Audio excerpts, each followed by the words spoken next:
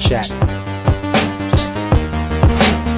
Keep it alive through these lines I write. I keep it live cause I thrive. I might just blow your mind tonight. I'm so hyped, but it's no hype. From this height, it's direct hits on sight. I'm your type, lend me your ears to show you that there's something in me. I'm not giving up, I'm standing right here holding these days hostage. And I'll make this my year. We turning fear into love, and the love's in the air. I love doing this cause nothing compares. Nothing can share that same type of feeling when you feeling them flares. They can't catch it, it's havoc. I rip to a tear, switch a scenario on stereos, I leave them impaired. Variables start to change and they're all in my range. I just gotta grab it, it's all mathematics. Every step is drastic, I make it fantastic. I'm trying to take your breath away. Asthmatic. This is live through the stereo. Go and let it blow, blow through the stereo. I'ma let them know through the stereo. Yo, here we go through the stereo, stereo. This is live through the stereo. Go and let it blow, blow through the stereo. I'ma let them know through the stereo. Yo, here we go through the stereo, stereo. Yeah, just nod your head with it, so explicit and vivid. Every image is intricate, intimate. I put my all into it, no scrimmage and no rules. I'm a pro tool, hear my heartbeat, beat into the vocals. I'm so loco, lost my mind, oh no.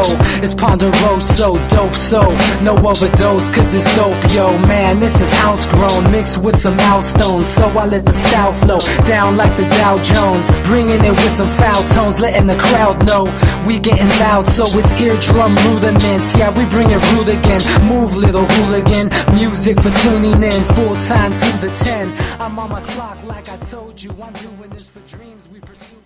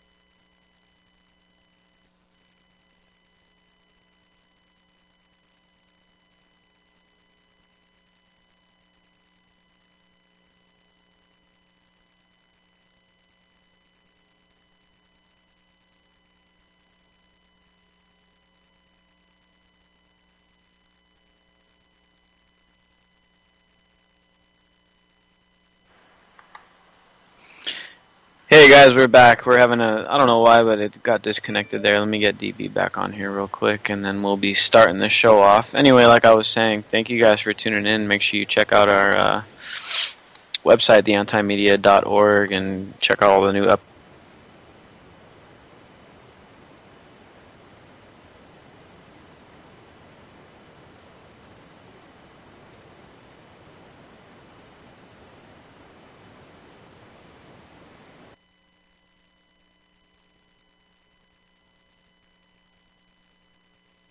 starting to see like a rollout now. I've been researching this stuff going on in Ferguson, Missouri, and how this is that first very initial FEMA rollout for a wave to see how martial law would take effect and to see if anybody would push back on the full militarization of a city just to deal with one particular segment of it, which is just insane in itself. Yeah, it's crazy what's gone on over there, and we're gonna jump into that as well. You know, that's actually our first topic here. And first, I want to do a little bit of background stuff with what's been going on with the police and the police state and police statism in general, because it's been pretty horrible, man. I mean, it's like every day now, literally every single day that we're seeing this crap. You know, we're seeing these stories about people just getting gunned down in the streets. And I mean, how many innocent people do we need to lose before people finally stand up? You know, and there was that other story, that guy that got shot in Walmart because he had a toy gun that he was inside the store with, that he was probably going to buy or whatever. And the cop just takes it upon himself to just open fire and gun this guy down too. And it's just over and over and over. How many times we got to see this? Now, I don't know if it's just that. I don't know if it's that there's more and more police violence, police incidents going on, or if it's more and more people with cameras on their phones, or both. But either way, it's very, very disturbing. But the good news is, people are waking up to this. Now, I joined the Cop Block team, I don't know, a year ago maybe. When I came on, they brought me on to help them with their social media stuff, and I brought another guy on from our team. We should have him on the show maybe on Wednesday or something. The guy from Police to Police, Jason, he's awesome. Me and him came on to help Cop Block out with their social media stuff, and they had like 35,000 followers when we joined up. And we're probably gonna break 1 million followers this week, man. So people are really waking up to this stuff, and they're wanting to get involved. Unfortunately, when something like this happens, just like what's going on over there in Ferguson, Missouri, hits that close to home, it's kind of hard to say, what is it that we're going to do when all these emotion and all this tension gets built up, and there's no clear plan of action and stuff. People end up doing something dumb, which is what happened with this whole rioting thing, because the businesses that got destroyed weren't in any way harming these people. Well, maybe they're harming their health. If you talk about they looted a Walmart, maybe I should kind of support that one. But you don't go and loot mom and pop shops, because that's just not very smart. But here's the thing, man. And I wrote an article about this on the Anti-Media today, and it really kind of pissed me off, and so I just had to get it off my chest. But here's the thing: is the media now has fixated on this looting thing, and now they're not even hardly talking about the fact that the cops gunned down this 18-year-old unarmed kid. I mean, and all the reports are like, this African American man. I don't consider an 18-year-old a man. To me, that's a kid. Okay, that's a teen. And this is someone that's under 21. And with all this media coverage with the looting, we've completely, well, not everybody, but a lot of people have completely lost sight of what we're actually supposed to be talking about right now, which is the fact that the cops are gunning down people in the streets that are unarmed.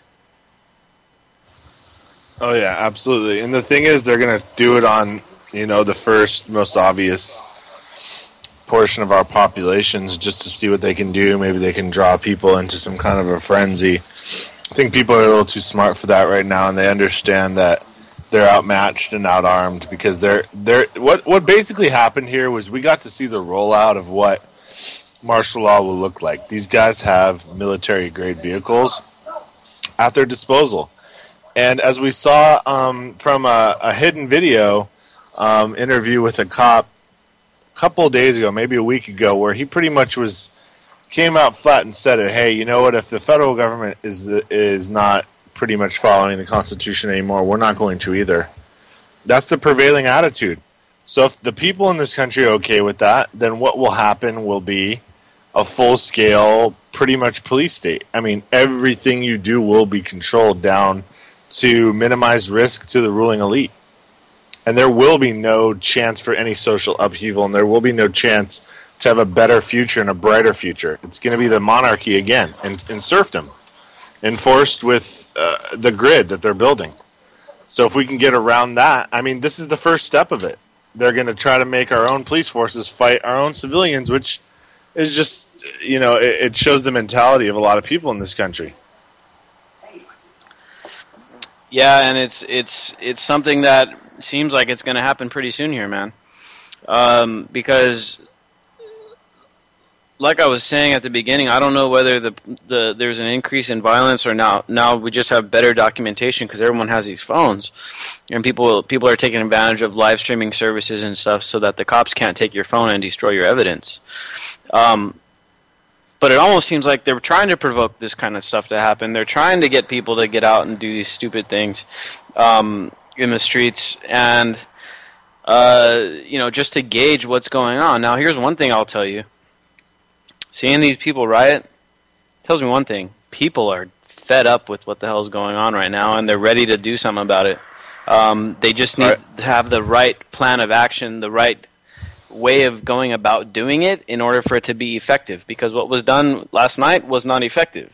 But that energy can be directed in the right way where it could actually do something that will actually make a difference. Yep, and I think Anonymous is doing that right now. There's people now that are not in the community that are getting involved because they understand this is the point of the spear, where everything is going to start. They're just choosing middle America, the middle of a community, the middle of the FEMA zone after a flood that they anticipate may come from heavy rains. There's so many deep connotations into this, and it wasn't chosen at random, not at all.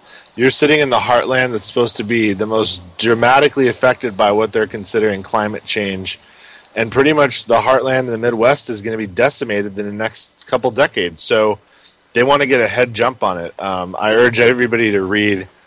Pretty much what's going on right now is trying to do a clampdown before there's a food shortage. Just read into it. Now, before we look too far into this, I just want to, get back to the main point here, which is, no matter what happened, no matter with the riot, looting, all that stuff, the main point here, to not let ourselves get, thrown off course here by the corporate media, is that taking it at face value, what the cops did there is absolutely horrible. They gunned a kid down in the middle of the street that was unarmed. And according to witnesses, he had his hands up in the air. And the media is trying to spin us for this loop and act like it's, now it's all about the riot. The riot's the bad part. They destroyed a couple convenience stores. Well, not really, because all that crap that these guys jacked and that they destroyed, it's all replaceable stuff. It's all stuff that's probably covered by insurance. It's all stuff that can be replaced in a couple of days. But the parents of Michael Brown are never going to be able to replace their son. And that kid is forever gone. He was about to go to college. The cops took his life, most likely just, let's face it, man. I mean, they were probably prejudiced against him. They were probably stereotyping him. And that's the way his life ended, at the hand of a cop's gun. And that's absolutely horrible. And, that's really what people should be talking about. We got to talk about, hey, why is there a rise in police violence? Why are the police getting militarized?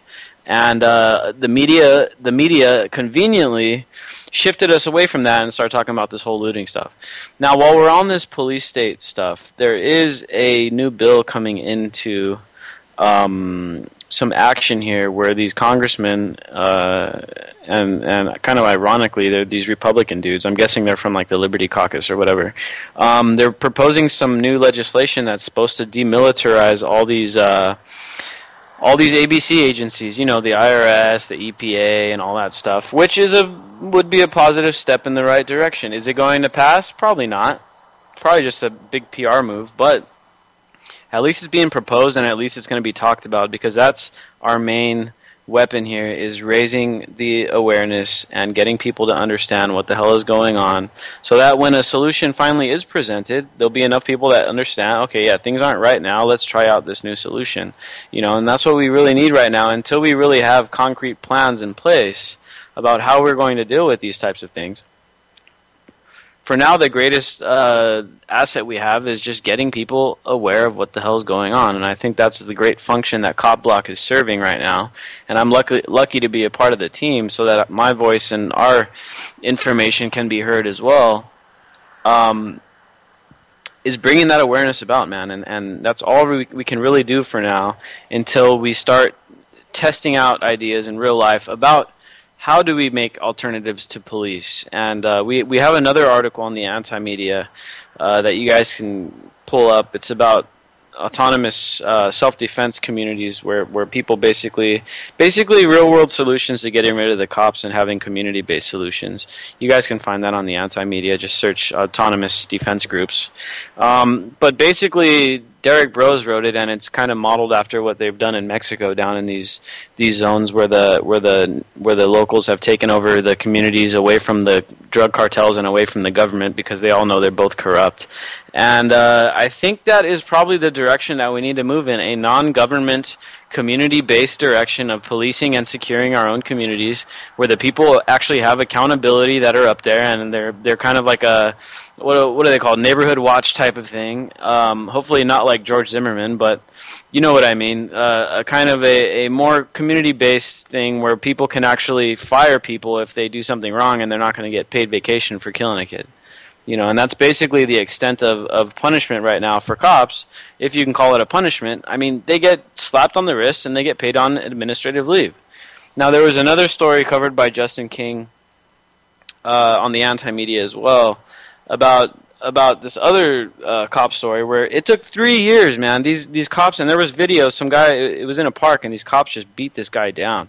Yeah, he ran from them, but they caught him, and he went down to the ground, and he was giving up.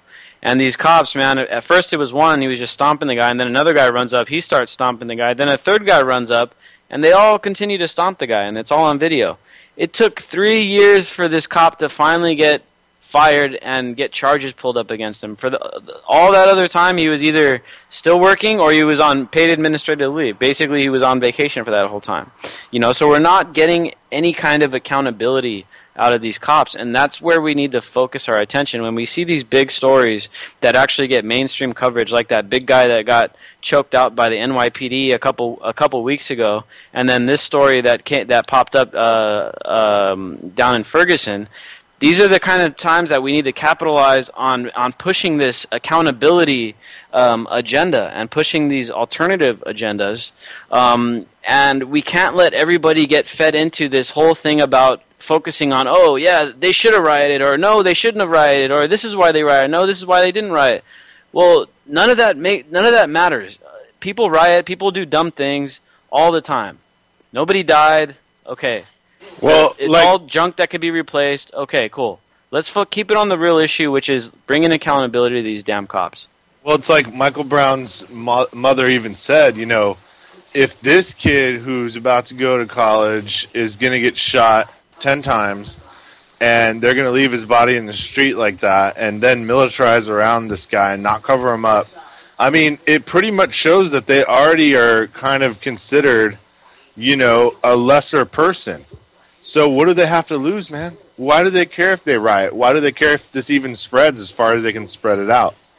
What do they have to fear anymore if they can die at any minute? If any one of them, if even one of these kids not involved really with any of this stuff, can just die at any minute because he doesn't listen to a police. Now that's the thing is, I don't know if you saw earlier today, but there was an article about one of these police commissioners said, you know, if you resist us, expect to die.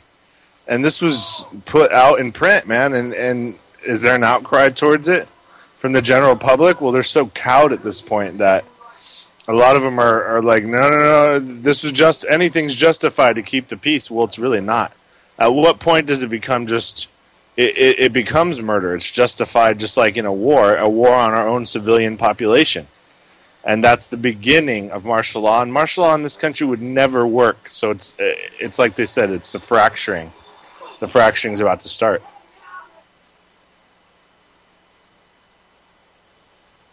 It's very, very Nazi-like in its basis, you know. Just like how the Nazis were kind of people. You've heard that story. Well, they came for the communists, and I didn't say anything because I'm not a communist. And they came for the Jews, and I didn't say anything because I wasn't a Jew. They came for the Christians. You know that whole story, man. And it's kind of that same thing. And people rationalize these killings on keeping the peace. But after 9/11, man, people really got brainwashed to the point where they'd rather give up their liberties and their freedoms just to quote-unquote keep the peace, when unfortunately the peace isn't being kept. As we see with this situation now, it perfectly explains how the peace isn't being kept, because when it comes down to it, the cops are at the very root of why there was unruly behavior going on. It wasn't because of the people, it's because of what the cops did. And the people are just so frustrated from all these years of being discriminated against and this horrible economic situation that they've been placed in because of the economic system. And like you were saying, people feel so hopeless, man. Everybody at this point, even the people in the middle class that are seeing their wages become stagnant and all the prices skyrocketing and all this inflation and all their savings disappearing and they're underwater on their houses and all this stuff, and people are just losing hope, man, because the system has betrayed us all. And so I don't really, now I'm not condoning the riots. I think they were dumb. I don't think they were productive, but at the same time I understand why they did it. Because of this horrible situation that people are in. And after all these years of getting this police misconduct and the police discriminating against you and not seeing any kind of repercussions or any kind of accountability towards the police, well, guess what? You lose hope and you do dumb things. And that's exactly what happened. Yeah, I mean, one of the most telling videos is one where these two guys were pretty much just taking a trash can to a bus stop and shattering the windows out, and this guy said, man, that's messed up. Somebody's going to have to, sit on that glass tomorrow when they're waiting for the bus to work. It's not like this changed anything. Like, people are still going to have to live their lives. Now, what would have been productive would have been basically making it so uncomfortable for the police. You can go to the headquarters or whatever, and they were even saying, can we please organize some sort of a protest and not this violent mob reaction? So these are, pretty much isolated incidents. Now, is it becoming to the point where everybody takes advantage of it that can? Yeah, of course. There's pent-up frustration there. So, yeah, you're right. It's a bunch of things just happening at one time. And it's being politicized for the opposite reason of what most people that are logically thinking about it are thinking about it. They're trying to brainwash into you thinking it's going to be a big civil disobedience and unrest, and it's going to spread to your neighborhoods and blah, blah, blah. We need to militarize everywhere and make it more secure and everything. Some people will buy into that. Most people have had it already, man. Most people I know that have never gotten a ticket or never had a bad encounter with the police still are looking at them as just with a lot of distrust, and it's not going to stop here. It's not going to be people are going to welcome with open arms when they start setting up checkpoints for your safety. It's just not going to happen. I think we missed a call there a few minutes ago. If anybody wants to call in and chime in on this stuff, if you guys disagree with us, we want to hear from you. You agree with us, we want to hear from you too. Feel free to call in. We have open lines tonight, 718-717-8296. That's our call-in number. Once again, it's 718-717-8296. We'll give you guys a few minutes to call in here before we move on into this foreign policy stuff, which I see as pretty much the most pressing issue of our time, at least here on the radio and probably in our lives, it seems like. Now, this whole thing, man, as I said, people that are thinking, oh, well, these riots are going to spread, so we got to go crack down. I mean, first of all, you got to remember, the cops are why this whole thing happened. The second thing you got to think about, and I made this point in the article today on the anti-media, is that part of the reason why these riots started, and I don't know exactly why they started, but I'm guessing that a big part of it is because of this outrageous militarized police presence that was there trying to, quote-unquote, contain these peaceful protests. These protesters were completely peaceful. They were completely civil. Yeah, they were screaming F the police and all that stuff. Who wouldn't? But I think the reason why these riots set off is because there was so many damn cops out there and such a presence with all these dogs and all this stuff. It brought up such old emotions that the people started losing it. They started throwing bottles at the cops. They started throwing all kinds of words around. And eventually it just escalated to a point where it turned into a riot. So, first of all, the cops caused the situation in the first place by shooting the kid. Secondly, the cops probably caused the riot by their just sheer militarized presence. And just like we've made the point in a few articles about these MRAPs and these armored vehicles, how they have just simply by the cops having these armored and militarized vehicles and weaponry, it gives them this kind of attitude that they're pretty much invincible.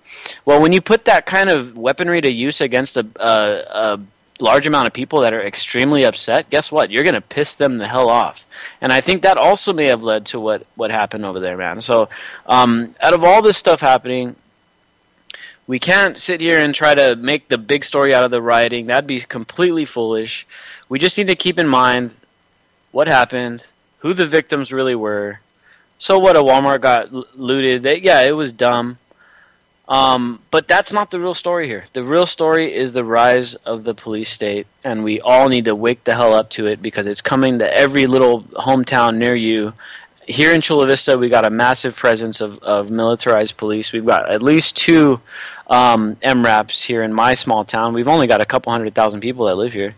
And we have hardly any violent crime. There's a lot of drug crime and stuff, but there's hardly any violent crime. No need to have 2 MRAPs in our community, but yet we do. And when is it going to be used? Who's it going to be used against? Who knows? Is it going to turn out bad? Most likely, because whenever these guys pull these MRAPs out, guess what? People end up dying. There was another story, a month and a half ago, where these guys took these hostages, and the cops just kept chasing them and chasing them and chasing them, and they pull out the MRAP, and guess what happens? All 3 of the hostages end up shot. Because instead of the cops backing away and say, okay, let's try to de-escalate this, they just ram their equipment down there and say, hey, well, you can't shoot us, we're just going to send our tanks in. Well, guess what? Your hostages are going to get shot. So, I mean, these guys are going about things in the complete opposite way. They're not trying to de-escalate. They're just like, we're so strong, we don't care if you're escalating. We don't care if you shoot at us. We have armored military-grade vehicles. Come on, bring it. You know, and that's what these guys are thinking. These guys are, they're a testosterone overdosed group of brutes, and when you get a bunch of these guys together, they do really dumb things.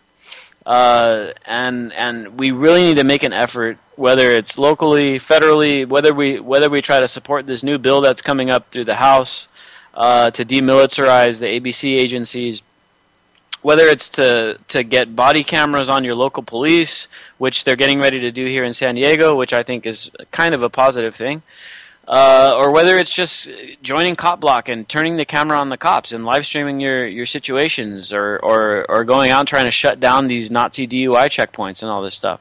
One way or another, man, I think honestly the best way of doing it, of course, is attacking at every angle. So I think we should support legislation. We should support community actions. We should support local legislation. We should support alternative policing ideas and stuff like that. We need to hit it at every angle.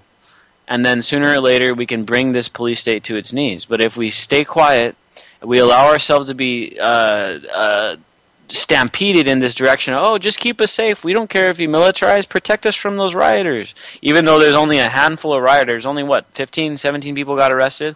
There wasn't that many people. It wasn't like there were thousands of people out there rioting and looting. It was just a handful of people that lost it. Okay? They weren't a threat to the larger community, I don't think. And the people that say, I saw a bunch of comments today were like, you see, that's why we do need cops, is because, you know, when things like that happen. Well, no.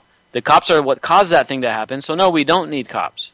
We need solutions, and we need, if we do have cops, they need to be 100% accountable and 100% transparent. I mean, what could you imagine how different it would have been if a bunch of counselors came in and offered, you know, support to people that were there, obviously upset, and instead were met with those kind of people and EMS type people.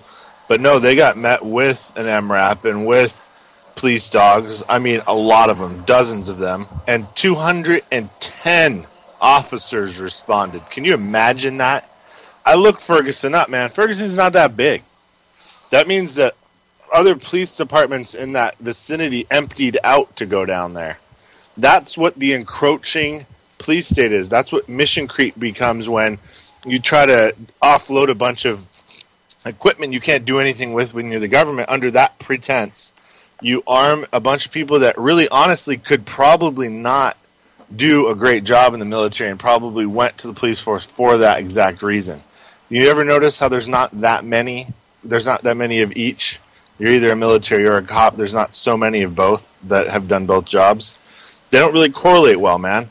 One follows the will of the people, one follows their corporate master. It's very different.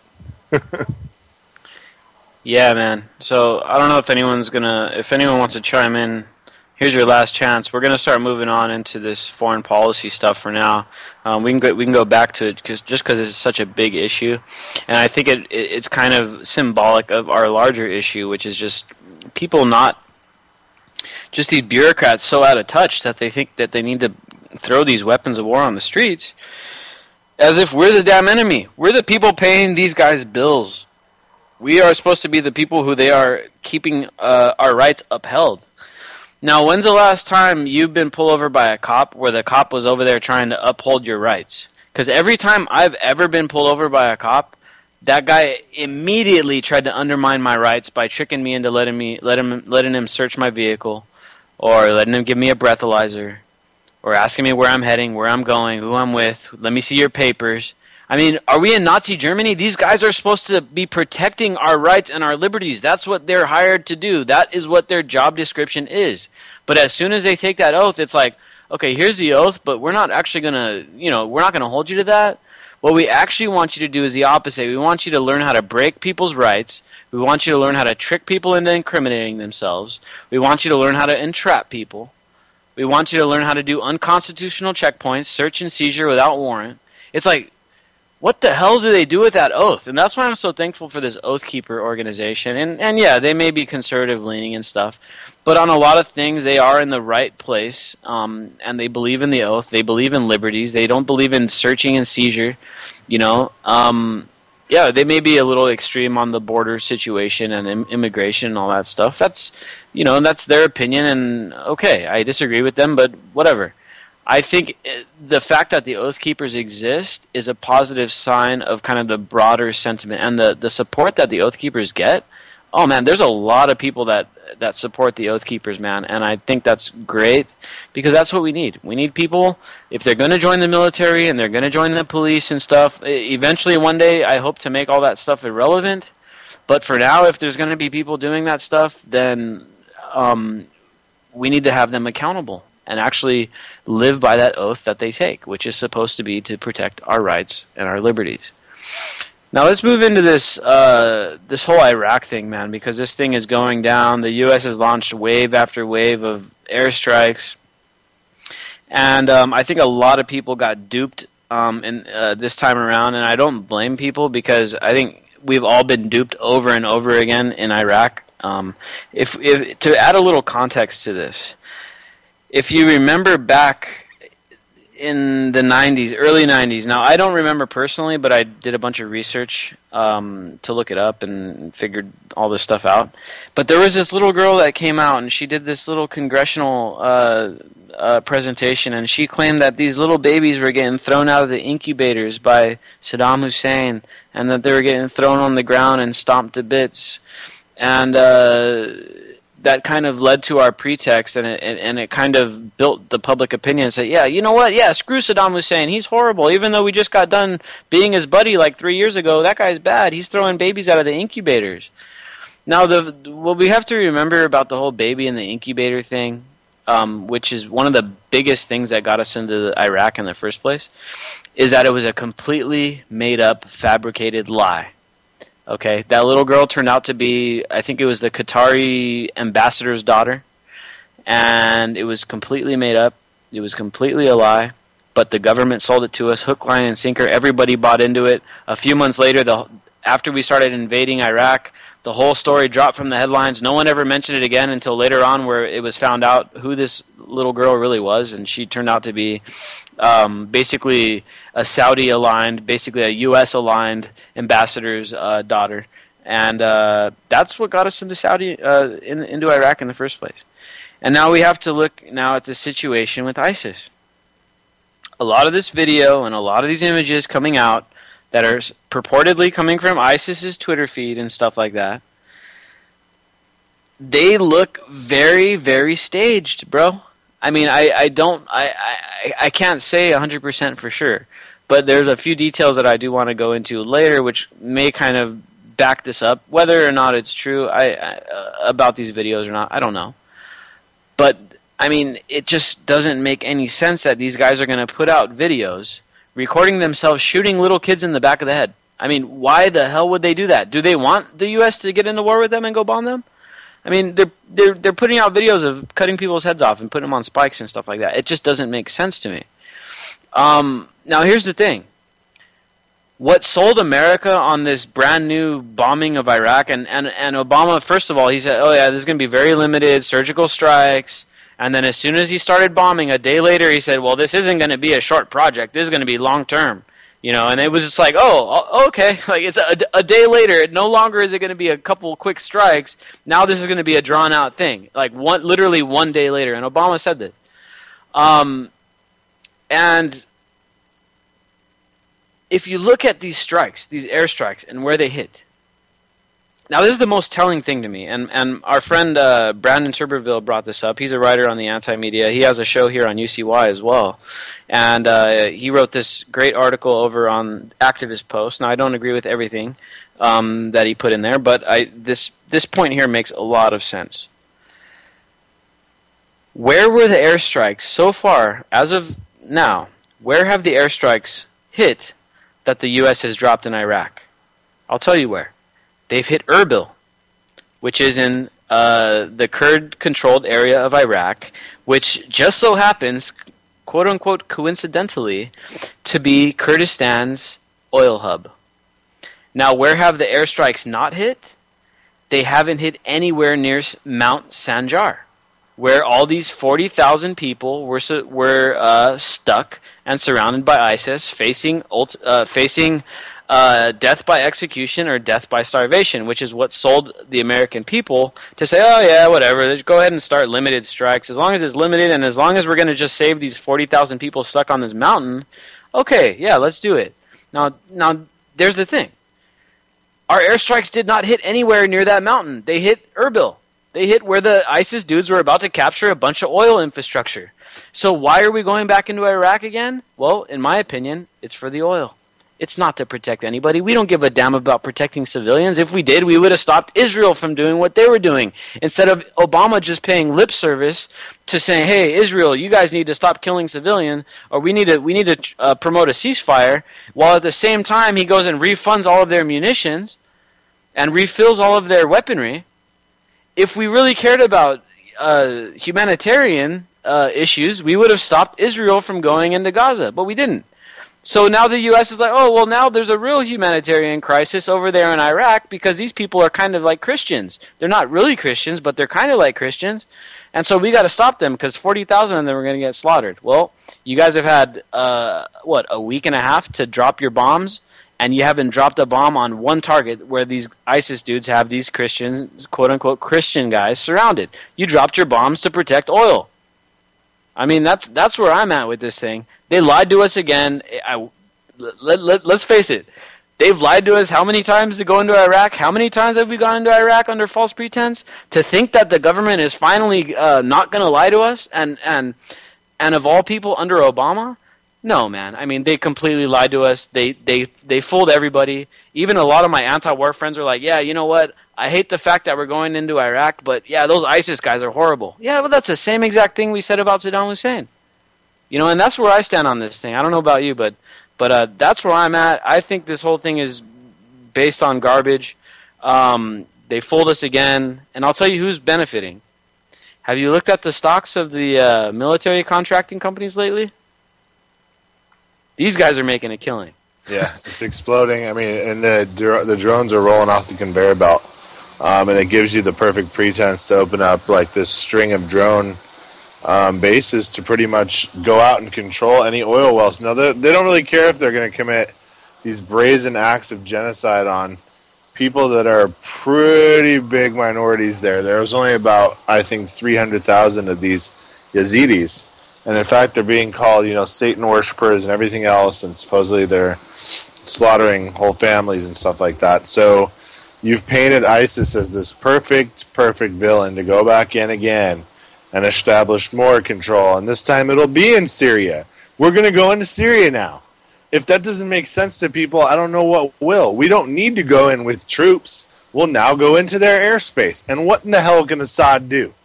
Once ISIS, which is armed with very advanced anti-aircraft stuff, takes out all of his MiGs, he's going to ask for our help. This is how the game is played. ISIS is our creation. It's going to take down Syria, and then Iran will be forced to negotiate on unfavorable terms. That's the world stage. And here's the thing. Russia's there in the background. Russia, of course, has a foreign policy kind of similar to ours. They do horrible things. They're backing the Assad regime, and here's the thing, man. I don't think Assad is a great guy. I think he's horrible because he cracked down on those protests and he was killing his own people. And I agree, he's a bad guy. Just like Saddam is a bad guy. And just like Gaddafi was a bad guy. But is it America's place in the world to go and knock over these dictators, which many times, especially in Saddam's case, was our buddy for a long time, even when he gassed the Kurds? He gassed the Kurds with our weapons that we supplied him. He gassed Iran with our weapons that we supplied him.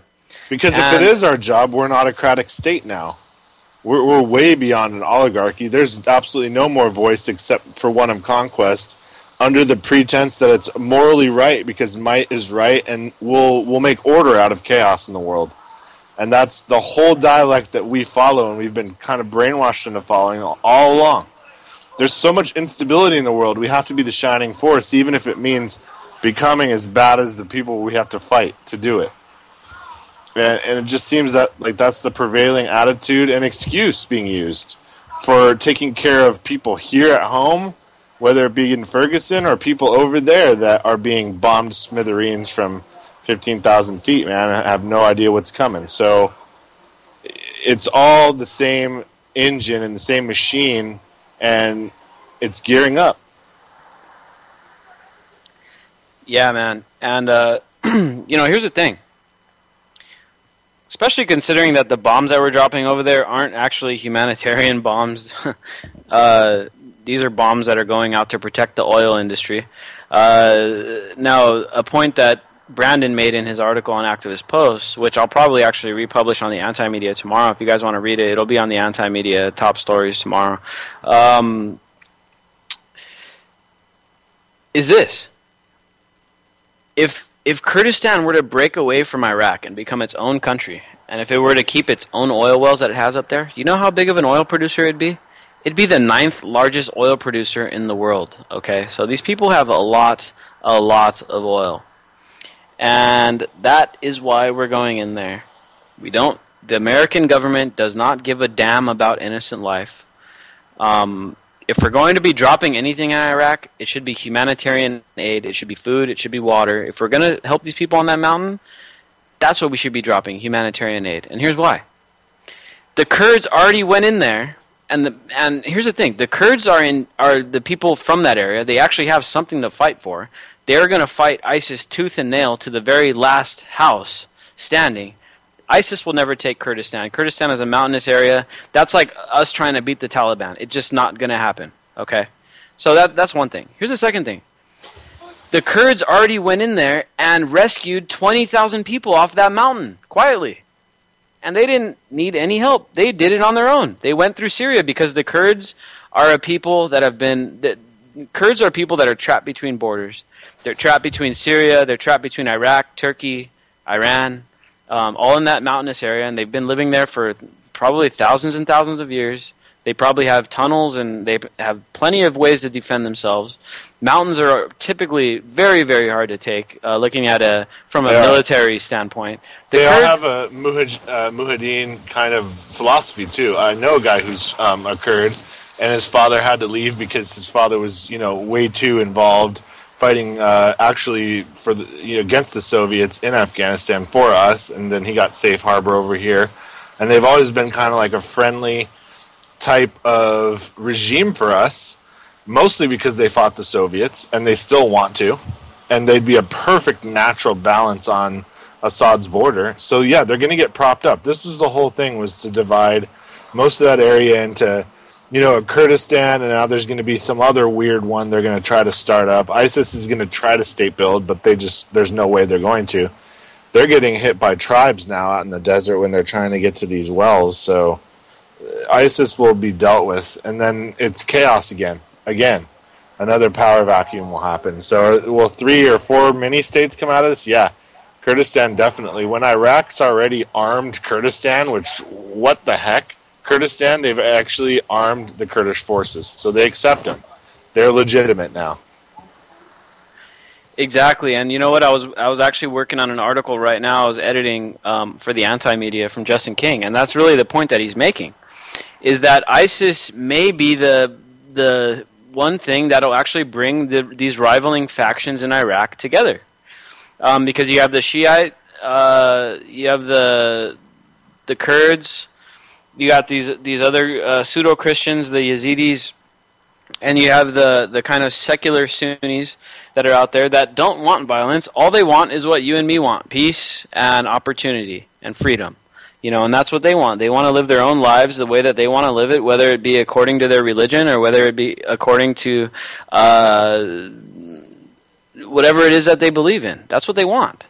And what ISIS is doing right now is it's bringing, like you said right now, and it's very surprising because the establishment government in Iraq, in Baghdad, has always been at odds with the Kurds, and now the fact that they're arming them and helping them do airstrikes and stuff, it goes to show that they're kind of ISIS is bringing these people together, and out of this may build an organically stronger Iraq.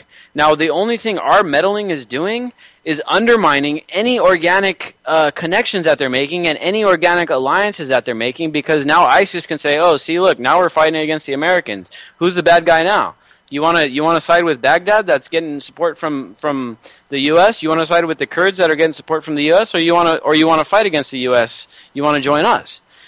So the only thing that we're serving to do right now by being in Iraq is increasing ISIS's ability to recruit more and more players, more and more militants from all over the world to go in there and want to fight against America. And so whatever we're doing over there is just bad foreign policy. Once again, I mean, to think about that, we've been into Iraq at least 3 times now. You gotta understand that the people that are making these foreign policy decisions, they're either absolute idiots or they're absolute greedy geniuses that are just trying to make a shit ton of money for the military-industrial complex. Either way, I don't want anything to do with it, and I don't want my tax money or my family or friends having to go over there and represent these horrible ideas that our government is perpetuating throughout the world. And so it's up to us, man, and we've said this so many times. And it's tough because Russia is a big counterbalance to our power and all that stuff, at least perceived. And Russian citizens have their own mess to deal with, and they're nowhere near our distrust of their government. In fact, according to at least the state-controlled polling, what's his name? Putin has record high approval rating and stuff like that. And I mean, there's no telling how reliable those numbers are. But if you look at our government, I did an article about this earlier. What was it? This weekend. It was like Friday, maybe. About the polling numbers are showing that only 13% of Americans now trust the government to do the right thing. So we're in a good place when it comes to reeling in our government, I think, because Americans get it. And as you see with this situation over in Ferguson, people are rioting. People are fed up. People are done. People are ready for a change. Now, the establishment is going to pull out all the stops in order to try to keep their power. But in the end, that's just going to be a pointless thing they're going to do. It's going to cost some lives. It's going to cost some liberties. But in the end, it's just going to push us further and further into this place where we say, you know what, we're done. Get rid of the federal government. And they're going to extreme measures. Like, I'm starting to read some things that to me are boggle my mind as far as them now trying to approve radioactive waste metals, including aluminum, into stuff that would be surgically implanted into a human's body, like a root canal, which would, of course, give you radiation poisoning, and they would have plausible deniability, right? Because of the half-life supposedly making it safe. I mean, this kind of insane thinking can all be blamed and described in basically you will accept that it's done for profit when in fact these guys don't care. They own everything already. It's always way more than that. And that's what it's all about, man. The military-industrial complex is about controlling everything with an iron fist eventually when the technology's there. And while it's not there, they're going to do everything they can to grab more control through insane means like that. Yeah, and just like with the NSA, man, and if you look at all these revelations coming out of Edward Snowden's leaks, and now there's a second, and now there's even claimed to be a third leaker. How many reforms have we seen to the NSA since it all started? None. We haven't seen any reforms go to the NSA. We've seen a bunch of people extremely pissed off and a bunch of people talking about it. But guess what? The government no longer represents you. If they did, they would have reformed the NSA already. Obama would have written an executive order. Congress would have passed an emergency legislation and say, hey, we got to reel in the NSA. And every community would have an alderman. I think we're starting to understand that we're going to need something like that. Like for every 5,000 residents, period, we need to have something set up where this community has a voice that can vote, that can make changes on a federal level, on a state level, and on a local level for sure, and represent our interests. We need to have that representation back, or else this doesn't work anymore. And we have to make voting easy, or it really doesn't work anymore. I mean, for instance, when's the last time anyone really voted? I don't know anybody, man, since maybe 2008. And the thing is, it doesn't make any sense because we know it's electoral college makes it pointless. Bring it back to your smartphones, make it a popular vote, watch what happens. Anything would be better than this beyond oligarchy that we have now. I mean, even direct democracy, which we know is kind of the tyranny of the majority, that would still be better than the tyranny of the minority. Because right now, I would rather be under the rule of whatever 51% of the country says, because right now we're under the rule of what 0.0001% of the country says. But it'll be microcosms. So, I mean, if one community's like in San Diego, we don't want to have legal pot. We don't like the influence it has on our community, and they make the presentation. Cool. The next one over wants it. Cool. We can get it down to everything. You want a militarized police state and you live in La Jolla? Go ahead. Pay for it. We won't mind. But we don't want it out here where we live. Every community should have it down to that micro level, and it's totally doable now with the advanced computers. We can keep track of everything so easily. We got to use the blockchain, man. That's what Bitcoin's built off. It's a completely transparent public ledger system that's like unhackable. In fact, they use this technology to secure nuclear weapons now. The CIA uses it. The CIA is trying to recruit all the top Bitcoin programmers and stuff, because it's such a secure technology. And I talked to this my buddy, and I think he was on Levon's show on the Anti-Media Radio on Fridays a couple weeks ago. And his name's Morgan Rockwell from Bitcoin Kinetics, and he was talking about the future of Bitcoin and how it can be used for BitCongress and Bitcoin-based voting systems. Completely transparent way of doing things, can't be corrupted, and that's the way we got to go, man. And make it easy for people to vote, and make it localized. And what we have to do is undermine the credibility of the federal government, because the federal government is so easily corrupted. Think about it, and I know we've mentioned this before. Think about this. There's almost 300 million people in this country, and we're being controlled by, 500, 600 people in Congress? How easy is it for these corporations and these who knows who else to go and just buy out all these 500 dudes? If all 300 million of us represented ourselves, that would mean these companies have to buy off each and every one of us, and that just won't happen. When we put the control... Maybe they should do that, Nick. Maybe we should all get 1 million Bitcoins tomorrow, or January 1st when this Obamacare debacle starts and they force us to pay for a bunch of stuff that every other country in the world with our kind of resources has for free. Let's deposit 1 million Bitcoins in everyone's account that has a Social Security. Let's take all the debt back and our collateral for our labor and all the generations in the past that these fools made bets on. I mean, that would only make too much sense, man. But unfortunately, these guys are so greedy. that they would rather see the entire economy collapse than give up their little bit of power and their little bit of fortune. And the funny thing is that all these idiots, all these oligarchs, all these elite, whoever they are that control the things that go on in this country and control the economy and the foreign policy and all that stuff, all they are just frail old guys sitting behind a desk, just like any of us will be when we get old. They're just people. And they're so sick in the head that they think that they're willing to let a bunch of people die, and to say, oh no, well no, that's a conspiracy. They wouldn't let people die. Oh really? Well, what the hell how do you explain what they just let Israel do? Not only they enabled them, and then as soon as it started happening, what they do? Oh, let's increase Israel's funding. Let's go ahead and send them another $250 million bucks. And once they run out of ammo from dropping so many damn bombs on the Palestinians, let's go ahead and ship them some more munitions so that they could refill during the ceasefire. So yes, these oligarchs are definitely willing to sacrifice an innocent life. Over 100,000 people have already died in Syria because of the Syrian civil war, which is partially our fault, partially Russia's fault, because Russia's funding one side and we're funding the other. But these people don't give a damn. You know how many people have been displaced in Syria? Over 2 million people. And we're over here worried about 50,000 people coming across our border from actions that we basically caused via the drug war and via horrible foreign policy in Central America. Just think about what Syria's neighbors are dealing with right now. Think about what Turkey's dealing with, Yemen. You got people even fleeing Syria because it's so effed up over there into Iraq. They're leaving Syria to get into Iraq, and Iraq is almost just as bad. But guess what? They're like, well, it's not quite as bad, so we'll go to Iraq. So we've totally decimated so many lives. Our government doesn't give two shits about people. They'll tug on your heartstrings and say Christians are dying whenever they want to enact some kind of foreign policy stuff, just like what they're doing right now in Iraq.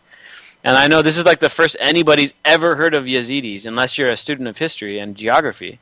You probably never heard of the Yazidis before until now. And you probably and the funny thing is that it's kind of based on Christians. So yeah, it's Christians now. Well, guess what? Islam is also kind of based on Christianity too now, isn't it? So, yep. No, this is just complete warmongering. This is tugging on your heartstrings. The only thing we're doing in Iraq is harming the long-term situation. If we do drop anything, it should be humanitarian aid. And from what I've read, the humanitarian aid isn't even really, the stuff that we have dropped hasn't even reached the people that actually need it. In fact, I saw reports that ISIS possibly captured a lot of the humanitarian aid that we dropped. So guess what? We're dropping humanitarian aid and ISIS is picking up a free lunch and a free drink. So we need to get the hell out of there. Let the Kurds and the Shiites form some kind of coalition government and bring in the moderate Sunnis, and they can battle off these extremists on their own. They can build some kind of national pride, national unity off of that if that's the way it goes. If the country ends up splitting up into pieces, so be it. U.S. foreign policy is so horrible, so cumbersome, and so illogical, the best thing we can do is leave those people alone. Yep, absolutely. I mean, the end game, of course, is going to be here soon, but then if it drags in Russia, because we actually are brazen enough to try to fly over their airspace and attack ISIS inside of Syria, especially if they turn away from Baghdad, which it appears they are going to do, because had they blown that dam, they'd go in after and mop up whoever was left, and they'd be right at Baghdad. So they're not going to go that way. They're going to go to Damascus for a reason. Because they're our puppet, man, and we're going to fight our own puppet inside Syrian airspace and see what Russia does. And if they do nothing, then, well, checkmate, right? Here's the thing that we can't forget. Whether you believe that ISIS is our puppet, whether you believe that our bombs are actually not targeting ISIS, or whether our bombs are just protecting oil interest, here's the thing. ISIS is a direct creation, or the only reason ISIS is able to fill the vacuum that exists there is because of what we did in our previous war in Iraq, which was knocking out Saddam Hussein. Now, no matter what anyone says about Saddam Hussein, and as I said earlier, he's a horrible guy. He did horrible things, much of which was when we were buddies with him. He had that area semi-stable. And what we did by knocking him out is destabilize it. If the Iraqi people wanted Saddam gone, then it should have been up to them to knock him out. Since we did it, all this blood is on our hands. As Americans, we pay taxes. Guess what? We are, in a way, responsible for what the hell happened over there. And it's horrible. We need to learn from these mistakes. And we need to stop letting these politicians and this media pull us into these horrible, horrible Yo, here we go, going through the stereo.